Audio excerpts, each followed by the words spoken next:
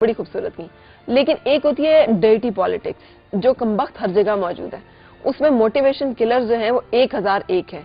آپ کسی بھی بندے کو جو کہ بڑا اچھا پرفارم کر رہا ہو ایک لمحے میں ایک ناکارہ آدمی میں بدل سکتے ہیں اس کی چند جگہوں پہ ہٹ کر کے، جہاں پہ کہ آپ کو پتا ہو کہ یہ آدمی سینسیٹیو ہے یا یہ آدمی ضرورت مند ہے یا یہ آدمی جو حساس ہے وغیرہ وغیرہ. آپ اسے ایکسپلائٹ کرتے ہیں اور اس کے بعد آپ اسے ایک ناکارہ آدمی میں بدل دیتے ہیں. اور یہ ہمارے ہاں بے حد ہوتا ہے.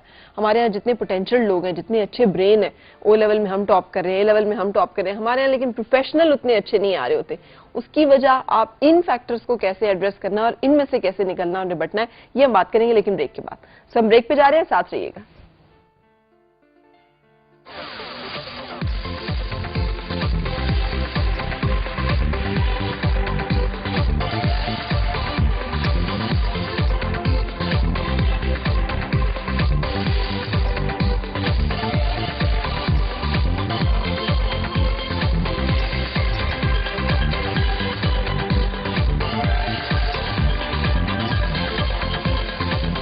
خوش آمدید اور صبح بخیر جناب. ڈاکٹر صداقت میں ڈسکس کر رہے ہیں مسلسل آپ کے ساتھ. آج جو ٹاپک ہم نے رکھا ہوا ہے وہ یہ ہے کہ جب ہم سٹک اپ ہو جاتے ہیں اپنی جاب میں، اپنے کریئر میں، کسی ایک جگہ پہ پھنس جاتے ہیں، ہمیں ہماری خاطر خواہ نتائج، ترقی یا پھر انسینٹیوز نہیں مل رہے ہوتے، تو اس صورتحال میں کیا کرنا ہوتا ہے؟ ڈاکٹر صاحب نے ابھی تک بتایا کہ 3 سنہری رویے، 3 تباہ کن رویے. سنہری رویے اپنانے ہیں، تباہ کن رویوں سے بچنا ہے.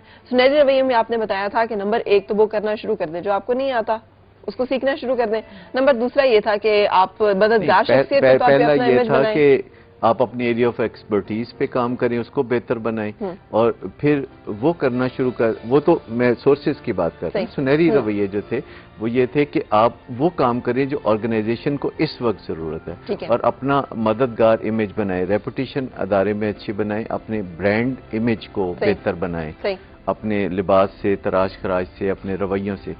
پھر یہ تھا کہ جب کمزور لمحات آ جاتے ہیں تو اپنے ان کمزور لمحات کو کیسے طاقتور بنائے. جب ہم نے سوچا تھا کہ یہ کریں گے اور وہ ہوتا نہیں، تو اس میں کچھ چیزیں بتائی تھی. لیکن ایک اور چیز ہے کہ سزا اور جزا کا نظام اپنے لیے بنائے. کہ اس سے پہلے کہ ادارہ آپ کا احتساب کرے، آپ اپنا روز حساب کتاب کریں کہ آج کے دن آپ نے ادارے میں اپنی کارکردگی کو ٹھیک نبھایا کہ نہیں نبھایا.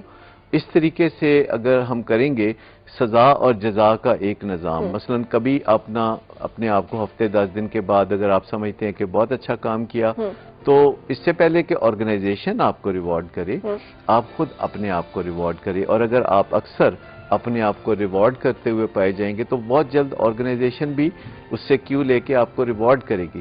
اب سزا کا کیا نظام ہے؟ کوئی ڈیسنٹ سزا آپ اپنے آپ کو کیسے دیں گے؟